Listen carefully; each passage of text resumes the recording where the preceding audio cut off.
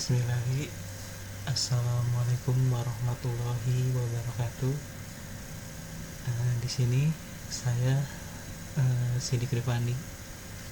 Saya akan mempresentasikan atau menjelaskan proyek saya yang berjudul Optimasi dan Klasifikasi Popularitas Anime Shoujo no Frieren menggunakan algoritma Naive-Bayes. Langsung saja ke latar belakang mengapa saya mengambil topik ini. Karena anime Shoujo no Frieren telah menjadi fenomena global dan menduduki peringkat pertama di situs MyAnimeList, sebuah platform populer untuk penggemar anime. Popularitas anime ini tidak hanya menarik perhatian penggemar, tetapi juga memunculkan pertanyaan penting: apa faktor yang berkontribusi terhadap popularitasnya? Jadi sebelum itu kita harus mengetahui apa itu situs MyAnimeList. Nah, situs MyAnimeList ini ibaratkan IMDb, seperti situs di rating film-film. Nah, ini kalau MyAnimeList, dia ini khusus untuk animasi. Nah, di sini Shoujo no Frieren mendapati posisi pertama ya. Dan sebelumnya itu dipimpin oleh Fullmetal Alchemist. Sudah bertahun-tahun Fullmetal Alchemist, anime sepuh, itu menduduki yang pertama, top 1. Nah, di sini di tahun lalu Shoujo no Frieren sempat menyalipnya atau mendahului Fullmetal di sini. Nah, kita ingin tahu kenapa Shoujo no Frieren ini bisa menduduki top anime. Lanjut ke tujuan proyek dan analisa. Mengoptimalkan dan mengklasifikasikan popularitas Shoujo no Frieren dengan pendekatan algoritma Naive-Bayes sehingga dapat memberikan gambaran yang lebih terstruktur dan prediktif tentang kesuksesan anime.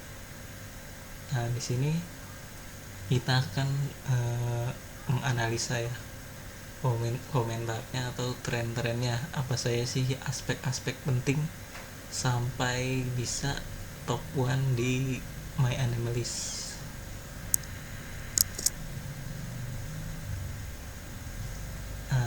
Skema konsep proyek. Yang pertama ada input data. Input data itu sumber data, mendapatkan dari mana komentar-komentarnya atau data yang dibutuhkan dalam sistem.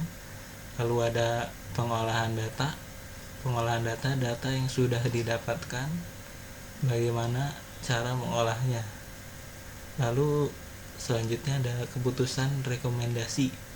Nah, di sini setelah data dianalisa, data bagaimana hasil pengolahan itu dideploy di sebuah sistem atau aplikasi.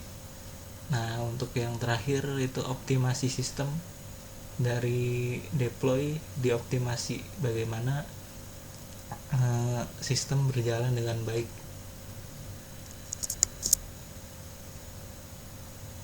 Dan selanjutnya flowchart.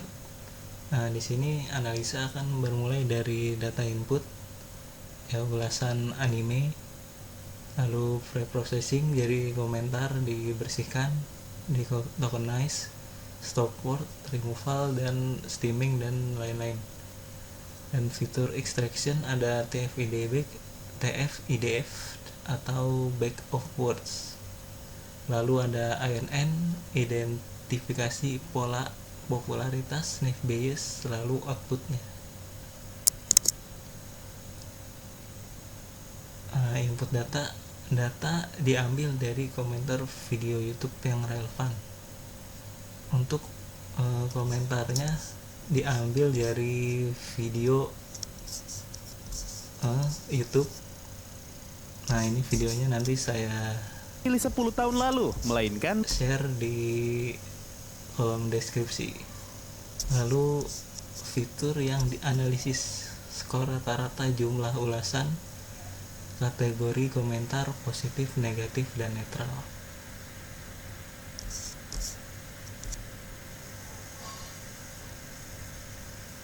Lalu pengolahan data. Yang pertama ada ANN, Artificial Neural Network. Jadi ANN ini berfungsi untuk mengelompokkan kata kunci dari ulasan-ulasan pengguna untuk menentukan pola sentimen yang dominan. Jadi topik apa atau kata kunci dari komentar-komentar tersebut itu dikelompokkan seperti kalimat positif, negatif, atau netralnya itu dikelompokkan. Lalu Naive Bayes, klasifikasi ulasan pengguna menjadi 3 kategori, positif, negatif, netral. Itu akan diklasifikasikan menggunakan algoritma Naive Bayes. Jadi bagaimana komentarnya itu lebih banyak positif, negatif, atau netral, nanti akan dilihat di output. Lalu diagram ANN atau Artificial Neural Network. ANN merupakan sebuah model yang terinspirasi oleh sistem saraf otak manusia dalam melakukan klasifikasi data. Pada gambar contohnya seperti kata 1 itu akan melalui tahap selanjutnya atau layer selanjutnya, lalu diproses lagi dan outputnya seperti sentimen positif, negatif, atau netral. Jadi saling berhubungan.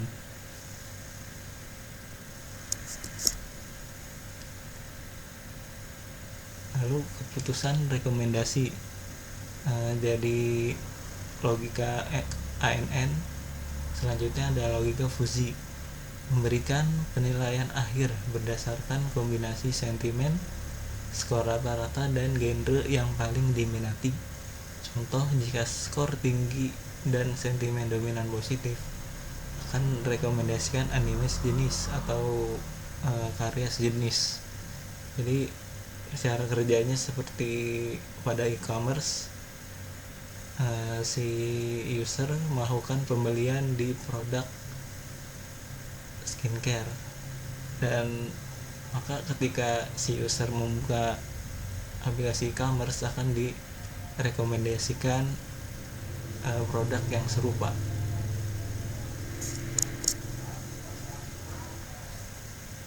Tabel, diagram, dan fusi. Nah, ini tabel logika fusi dan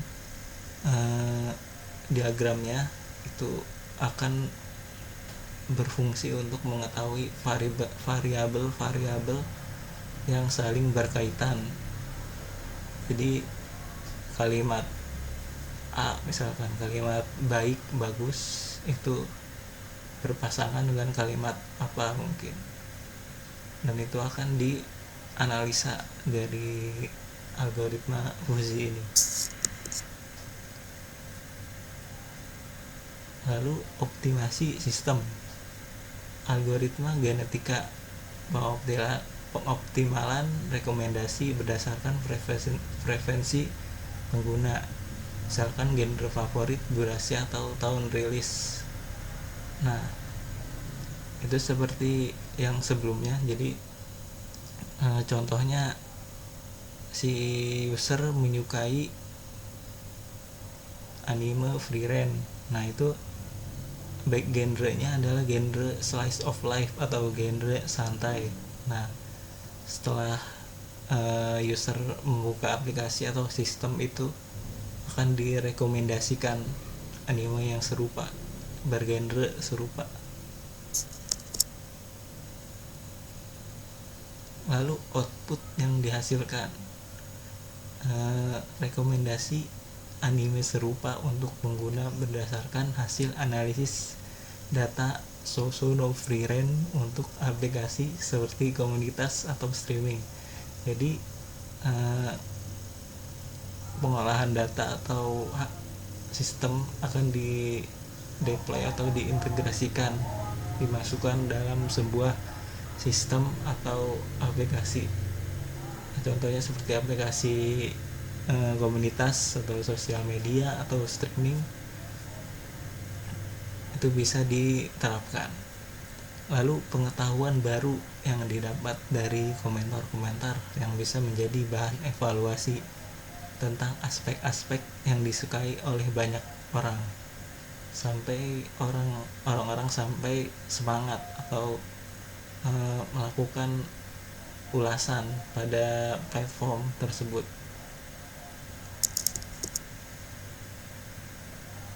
Lalu kesimpulan, proyek ini menunjukkan bagaimana AI dapat diterapkan untuk memahami preferensi pengguna, memberikan rekomendasi yang lebih personal, dan membantu situs seperti MyAnimalist meningkatkan pengalaman pengguna. Jadi penyesuaian atau peningkatan pengalaman pengguna dalam menggunakan aplikasi ini. Contohnya seperti yang tadi di aplikasi streaming atau nanti buat situs sendiri, itu bisa diimplementasikan. Dan untuk kodenya, analisis sentimennya ada di Google Colabs. Nah, ini sudah saya buat. Mungkin nanti saya akan share di kolom deskripsi melalui awal ya, menggunakan library Pandas, Seaborn. Lalu karena saya datanya berbentuk Excel, jadi menggunakan library OpenPyXL untuk membuka file Excel. Ntar nanti di pre-processing, dihapus noise-nya, dinormalisasi, lalu melakukan steaming sini.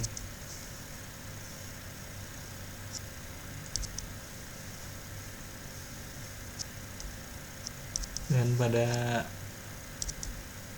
hasil akan ditampilkan dari 500 komentar yang diambil dari YouTube. Itu menghasilkan positif, netral, dan negatif.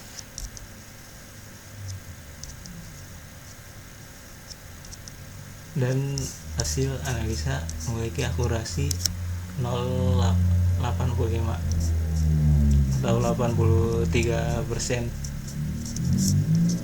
Dan teman-teman bisa coba. Mungkin cukup sekian dari saya. Barangkali ada kekurangan atau kesalahan kata, mohon dimaafkan. Assalamualaikum warahmatullahi wabarakatuh.